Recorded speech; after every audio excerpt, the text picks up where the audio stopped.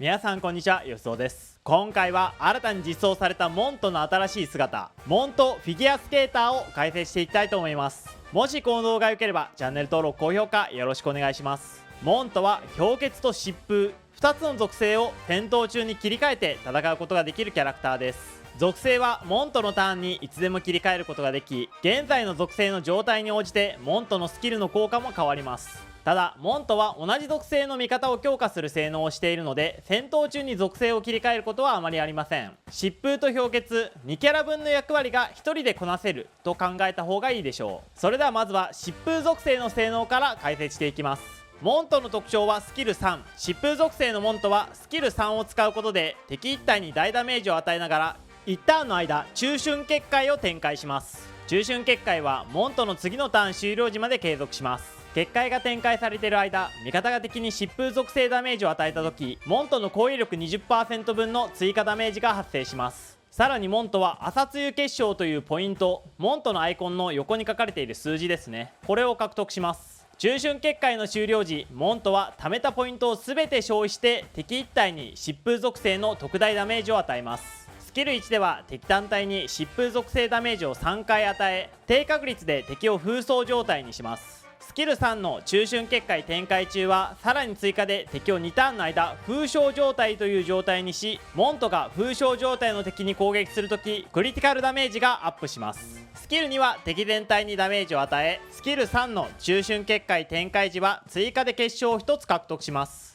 ハイライトでは敵1体に疾風属性大ダメージを3回与え、スキル3の中旬結界が展開されていた場合は所持上限を無視した朝露結晶を1つ獲得します。本来5つまでしか結晶は持てませんが、6つ目の結晶を獲得できるというわけです。疾風モントの使い方ですが、スキル3とスキル1を交互に使っていくだけで OK です。スキル3の中旬結界展開中は他の味方が疾風属性で攻撃してくれることが重要なので、パーティーは疾風属性キャラクターで固めましょう。それでは次に氷結属性のモントの解説です。氷結属性のモントも疾風属性のモントと同じくスキル3でフィールドに結界を展開します。氷結属性の結界は東野結界という名前で、結界展開中に味方が氷結属性で攻撃した場合乾燥結晶という結晶を獲得する。そして結界終了時乾燥結晶を全て消費して敵単体に氷結属性大ダメージを与えるというところまでは同じです。氷結属性のモントは敵への追加ダメージという効果がなくなっており、味方が攻撃を受けた際2回まで味方全体にシールドを配布するという効果に変わっています。疾風属性と比べると全体的に防御寄りの性能をしているのが氷結モントの特徴です。スキル1では敵1体に氷結大ダメージを与え、高確率で敵を凍結状態にします。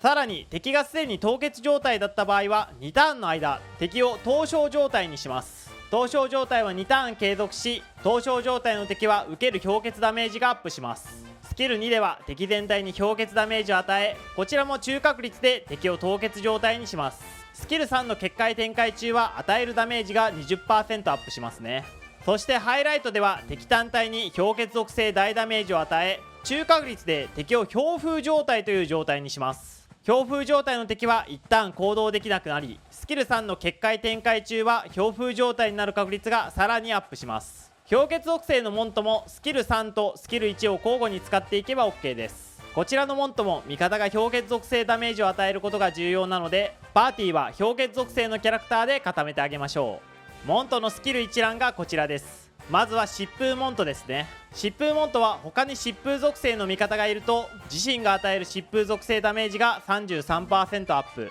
そして中旬結界が存在するとき、味方が疾風ダメージを1段与えるたびに味方全体の攻撃力をアップするという能力を持っています。自身もダメージを出しながら味方全体のダメージもアップすることができるキャラクターです。そして氷結属性のモントのスキル一覧がこちらになってます。氷結属性のモントも味方に氷結属性のキャラクターがいれば氷結属性ダメージが 33% アップ。そしてスキル3の結界展開中、モントがシールドを獲得するために味方全体の防御力を 9% アップします。自身のスキル3の効果でもシールドを獲得できるため、モント単体でも味方全体の耐久をサポートすることができます。モントの武器効果一覧はこんな感じになっています。星5武器はモント自身の攻撃力、クリティカル、そして属性ダメージをアップすることができるためモントの火力を大きく上げてくれます。星4武器も火力は上げてくれますが、こちらは攻撃力のみなので少し物足りないですね。モントのおすすめ刑事カードセットはこんな感じになっています。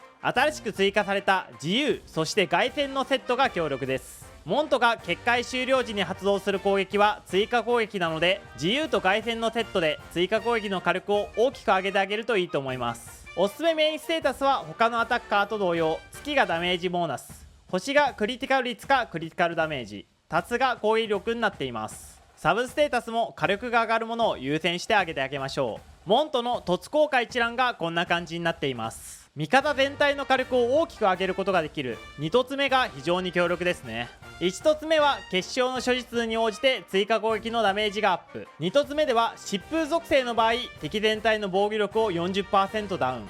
氷結属性の場合は味方全体の氷結ダメージを 30% アップします。味方全体の SP 消費量を 25% ダウンさせる効果も地味ですが強力な効果です。4突目ではハイライトを使った時所持上限を無視して結晶を獲得し、さらにハイライトのダメージがアップ。6突目ではスキル3の結界が解除された時追加攻撃後に結界がさらに展開されるため結界を切らさずに戦うことができるようになりますね。追加攻撃時に貫通が上がるという効果もついています。それではモントのおすすめパーティー編成です。モントは同じ属性の味方でパーティーを固めてあげることが重要です。疾風属性はフルーレとモナを編成してあげると良いでしょう。フルーレは敵単体に疾風属性で大ダメージを与えられますし、モナは攻撃しながら味方全体を回復できるため相性抜群になっています。ワンダーのペルソナはビシュヌが最もおすすめです。ビシュヌは敵単体に攻撃しながらその敵の防御力を大きく下げることができます。ワンダー自身もダメージを出しながら味方全体の火力を上げてくれます。氷結属性のモントですが現状氷結の単体メインアタッカーはいないため現状は強力なパーティーを組むことが難しいです。氷結属性の単体アタッカーといえば星4のモントですが、新しいモントと同時に編成することができないんですよね。氷結属性のメインアタッカーといえばフォックスそしてチェリッシュのパーティーですが、フォックスをメインアタッカーにするのであればモントの代わりに雪を編成した場合でも火力がほとんど変わりません。モントを使った氷結パーティーは氷結単体アタッカーの実装待ちといった感じですね。それでは新たなモントの強み弱みについて見ていきましょう。モントの強みはまずは何といっても疾風と氷結2つの属性を切り替えて戦える点です。モント1人で疾風パと氷結パのアタッカー兼サポーターとして活躍できるため1人2役の大変お得なキャラクターになっています。また疾風パーティーが組みやすい点も評価が高いですね。星4のフルーレと初期からいる星5のモナがいればパーティーが完成するので編成難易度はかなり低いですね。新モントの弱みは単体ではそこまで火力を出すことができない点です。モントはあくまで疾風氷結属性のバフ役兼サブアタッカーというポジションです。パーティー全体で属性を固めさらに相性のいいアタッカーがいないと進化を発揮することができません。そのため現状相性のいい氷結アタッカーがいないというのもモントの弱みになっています。ただこれから疾風氷結属性のキャラクターが実装されるたびに評価を上げていくキャラクターだと思うので将来性はかなり高いですね。ここまでご視聴いただきありがとうございました。新モントは P5X 初の2つの属性を操るキャラクターということで動画が少し長くなってしまいましたね。結界を張ったり結晶を集めたりとややこしく聞こえるかもしれませんが、基本的にはスキル3とスキル1を交互に打ち味方を同じ属性のアタッカーで固めてあげれば OK なので思ったよりも使いやすいキャラクターになっています。そして何より1キャラ手に入れるだけで2キャラ分の活躍ができるのでその点が大変優秀ですね。現状相方となるようなメインアタッカーが少ないですが、これから疾風氷結属性のアタッカーが実装されるたびに評価を上げるキャラクターだと思いますが、現状では飛び抜けて強力というわけではないですね。このチャンネルではこれからも P5X の攻略情報をどんどん発信していくので、もしこの動画が良ければチャンネル登録高評価よろしくお願いします。それではまた次回の動画配信でお会いしましょう。さようなら。